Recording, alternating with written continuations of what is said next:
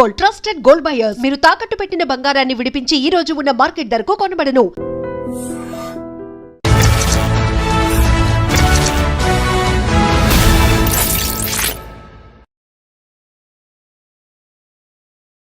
అందరికీ నమస్కారం. నేను Swaroopa Potlapalli. Welcome to I dream.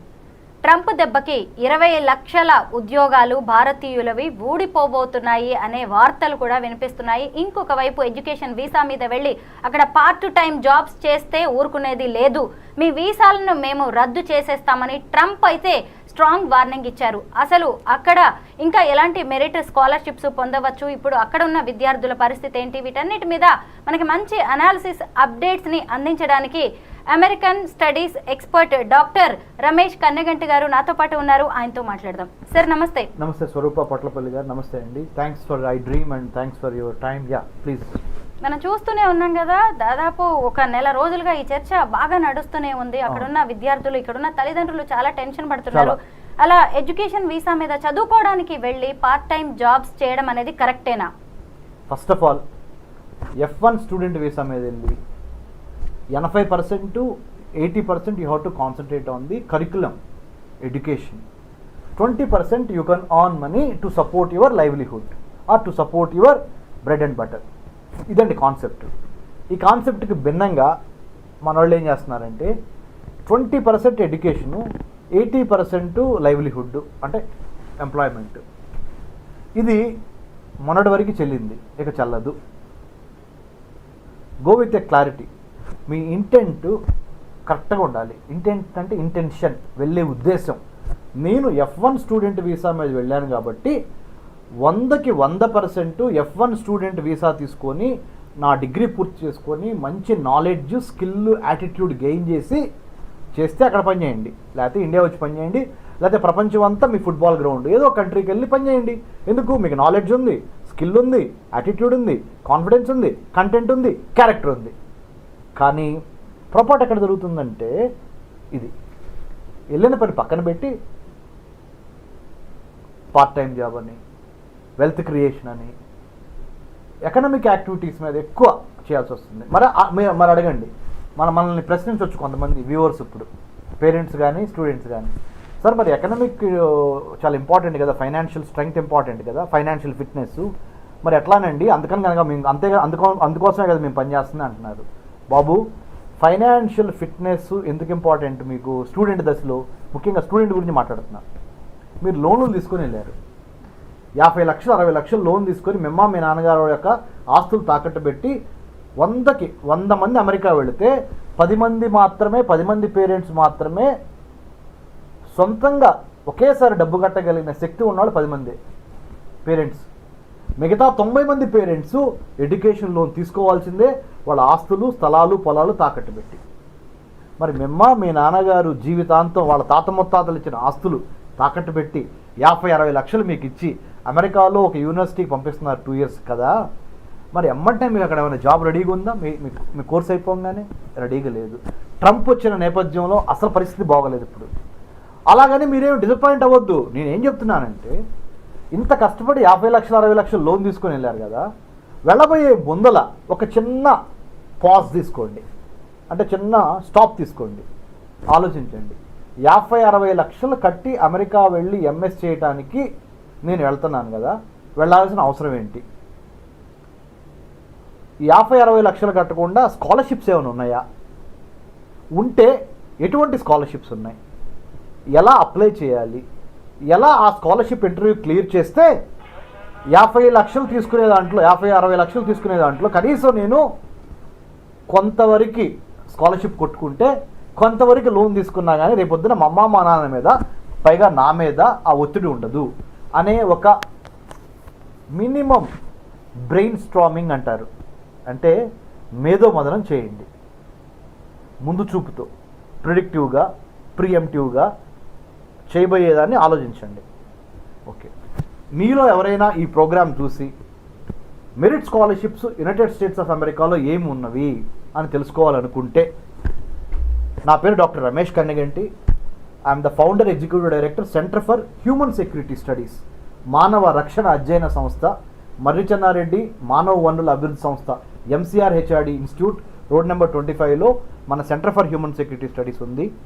అమెరికాలో చదువుకోవటానికి యుఎస్ ఇండియా ఎడ్యుకేషన్ ఫౌండేషన్ ఇచ్చే 6 రకాల స్కాలర్షిప్స్ మీకు ఇప్పుడే చెప్తాను నేను. మీకు స్కాలర్షిప్ పేరు తెలియగానే మీకు స్కాలర్షిప్ రాదు. దాన్ని క్లియర్ చేయడానికి కావాల్సిన నాలెడ్జ్, స్కిల్, యాటిట్యూడ్, యాప్టిట్యూడు మీకు దగ్గర ఉంటే ఒక ఎత్తు.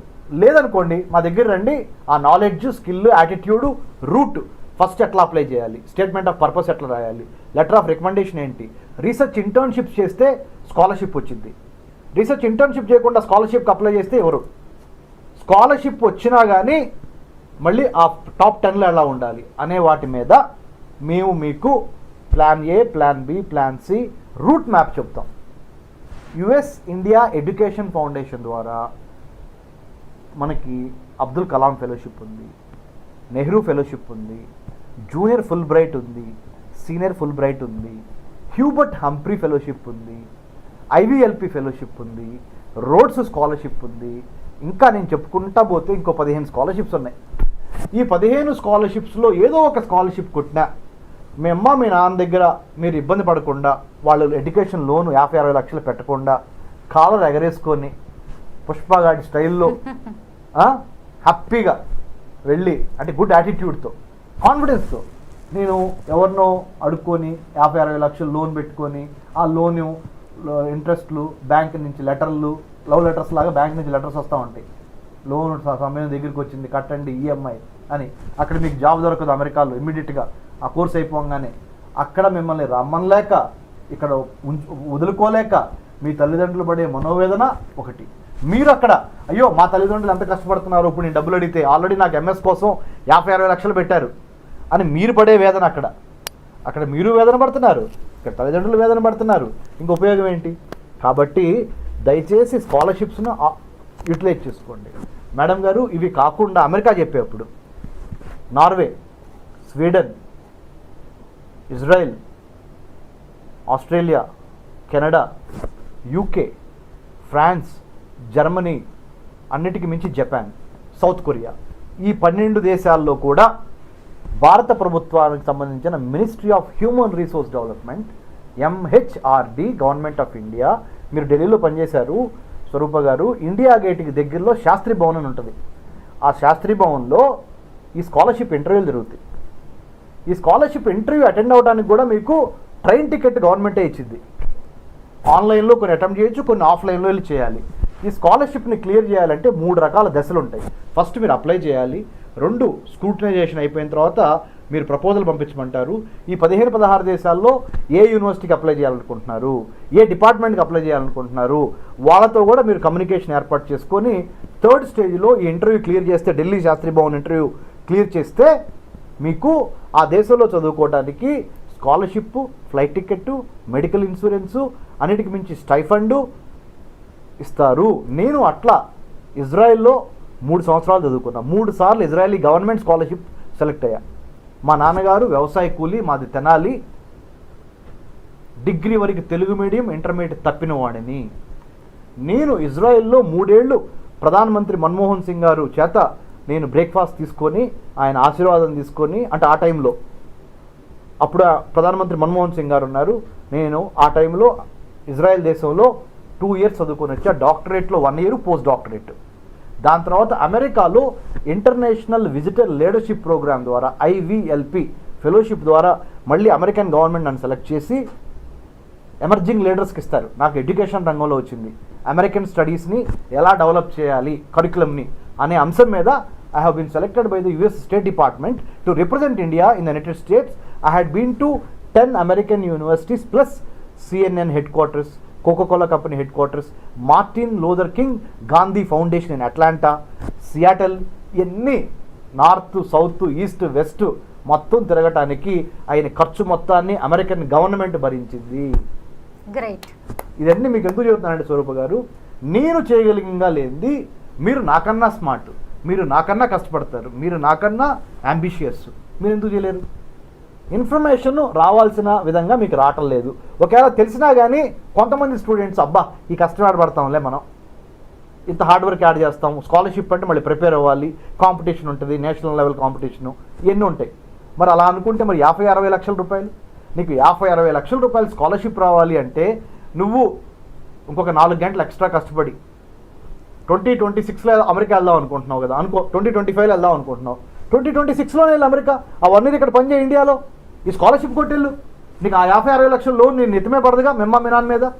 సో ఇలా యూ హ్యావ్ టు స్ట్రెంగ్త్ ఏంటి, నీ వీక్నెస్ ఏంటి, నీ ఆపర్చునిటీ ఏంటి, నీ థ్రెట్ ఏంటి, స్వాట్ అనాలిసిస్ అంటారు, SWOT చేసుకొని మేధోమదనం చేసుకొని మాలాంటి వాళ్ళని సంప్రదించి, ఇంకా వేరే పెద్దవాళ్ళు చాలామంది ఉన్నారు, మమ్మల్ని ఒక్కళ్ళే సంప్రదించమని మేమేం కోరట్లేదు, మీకు సంప్రదించాలనుకుంటే you can please centre for human security studies, మా దాంట్లో 30 to 40 IAS IPS officers retire అయిన వాళ్ళు ఉన్నారు, కొంతమంది సర్వింగ్ ఉన్నారు. We're not for profit, non political, non governmental research organisation working on India's internal security and foreign affairs of India in Hyderabad. Centre for human security studies సంప్రదించండి, will help you. అసలు ఎన్ని ఉన్నాయని తెలియాలి మీకు ఫస్ట్, తర్వాత మీరు apply చేయాలి. So thanks to iDream, thanks to Swaroopa గారు, స్వరూప పట్లపల్లి గారు for giving this wonderful opportunity of dialogue and interaction which is going to help you in a great extent to have your American dream a reality. Ramesh గారు, ఈ సందర్భంగా మనం ఒక్కసారి మన education system గురించి కూడా మాట్లాడుకోవాలి. ఎందుకంటే చదువుకోవడానికి 50-60 లక్షలు ఎడ్యుకేషన్ లోన్ తీసుకొని వెళ్తున్నారు. అక్కడికి వెళ్ళిన తర్వాత మళ్ళీ రెక్కలు ముక్కలు చేసుకొని పిల్లలు చదువుకుంటూ ఉద్యోగాలు చేస్తున్నారు, పార్ట్ టైం జాబ్స్ చేస్తున్నారు, రెస్టారెంట్స్ లో పనిచేయడం, ఒకవైపు మళ్ళీ పెట్రోల్ బంకుల్లో, బార్స్ లో ఇంత కష్టపడుతున్నారు. సరే, ట్రంప్ బ్రేక్లు వేశాడు, ఆయన తిట్టుకుంటున్నారు, కానీ మన ఎడ్యుకేషన్ సిస్టమ్ ఏంటి? ఇక్కడ చదవలేమా? ఇక్కడ లేదా ఆ చదువు? మంచి ప్రశ్న అండి. ఇక్కడ 100% ఆ క్వాలిటీ చదువు ఉంది మన దగ్గర. లేకపోతే మన IITs, మన IIMs, మన NITs, మన ఎన్నో science, technology, engineering, mathematics and మెడిసిన్లో మనం తురుంకాన్నాం. అంటే గర్వంతో చెప్పట్లా, వెరీ హంబుల్గా అని చెప్తున్నా. మనము ఒక వేదభూమి, ఒక కర్మభూమి, మన జన్మభూమి చాలా గొప్ప భూమి. మనకి ఆ యొక్క తెలివితేటలు, ఆ సాహిత్యము అన్నీ మనకి ఉన్నవి. మనకు ఉన్నాయి కాబట్టి అమెరికా మనల్ని అడుగుతుంది. ఇది అమెరికా, మనం ఏదో అమెరికా దగ్గరికి వెళ్తాం కాదు. Americans are actually inviting Indians. Techies అయితే మరి అంటే నెత్తిమే పెట్టుకొని చూసుకుంటున్నారు అమెరికా వాళ్ళు మనల్ని. ఎందుకు? వాళ్ళకి ఎక్కువ ట్యాక్సులు కడుతుంది మనమే. అవును, వాళ్ళకి కావాల్సిన ప్రతి పని మనం తక్కువ డబ్బుకు చేసి పెడుతుంది మనమే. లేబర్. అమెరికాలో ఒక వైట్ స్కిన్ అతను కనుక అమెరికన్ గవర్నమెంట్ కానీ అమెరికన్ ప్రైవేట్ కంపెనీ కానీ హైర్ చేస్తే ఎంత కట్టాలి? మనకి ఏంటి, ఇక్కడ అమీర్పేట నుంచి హైటెక్ సిటీ వరకు, హైటెక్ సిటీ మన సైబరాబాద్ వరకు ఇన్ని వేల మంది అమెరికా యొక్క ఎకానమీని రిచ్ చేయడానికి ఇక్కడ రాత్రి వాళ్ళు కష్టపడుతున్నారు. బయలాజికల్ క్లాక్కి వ్యతిరేకంగా నైట్ పూట కూడా ఇక్కడ పనిచేస్తున్నారు మనవాళ్ళు చేసే పని మూలాన వాళ్ళు $1,000 కోట్ల వాళ్ళు అక్కడ దండుకుంటున్నారు. మన వాళ్ళకి ఇంత చిన్న పీనట్ ఇస్తున్నారు ఇక్కడ. సో ఇవన్నీ మనకు తెలిసి ఎందుకు వెళ్తున్నాము ఆ చట్టంలో కంటే, అదే ఇన్వెన్షన్ కనుక మనం చేయగలిగితే, why only Facebook by America, why not by India అంటే మీరు చాలామంది అడగొచ్చు మళ్ళీ నన్ను చాలా తెలివిగా, సార్ ఆ ఇన్ఫ్రాస్ట్రక్చర్ ఎక్కడ ఉంది సార్, మీరు ఏమంటున్నారు, గవర్నమెంట్ మనకి ఇన్ఫ్రాస్ట్రక్చరే లేదు కదా అంటున్నారు. అరే బాబు, ఉన్న ఇన్ఫ్రాస్ట్రక్చర్ని ఉపయోగించుకొని శ్రద్ధగా చేస్తే, డీప్ సీక్ R1 మోడల్ని చైనా వాడు చేశాడయా, మనం ఎందుకు చేయలేము? మనకేం తక్కువ? చేయాలనే దమ్ము, చేయాలనే కొత్త నిశ్చయము, దృఢ నిశ్చయం నీకుండి, నీ భారతదేశ త్రివర్ణ పతాకం రెపరెపడాలనే కసి ఉంటే you can do it. No one is stopping you to do that. రాజ్యం వీరభోజ్యం అన్నారు, వీరుల్లే రాజ్యం. నాయకత్వం ఎవడు నీకు ప్లేట్లో పెట్టింది ఎవడు? You have to claim leadership by showing your mettle అనేది. ఇది మన మైండ్ సెట్లోకి వెళ్ళాలి madam. Lot of data set is there, mind set match అవ్వాలి దానికి. డాలర్ డ్రీమ్స్ వేటలో ప్రాక్టికల్గా ఏం జరుగుతుంది అనేది తెలుసుకోకుండా వెళ్తున్న వాళ్ళకి చాలా బాగా మీరు అనాలిసిస్ ఇచ్చారు. Thank you so much Ramesh గారు. Thank you madam, thank you very much.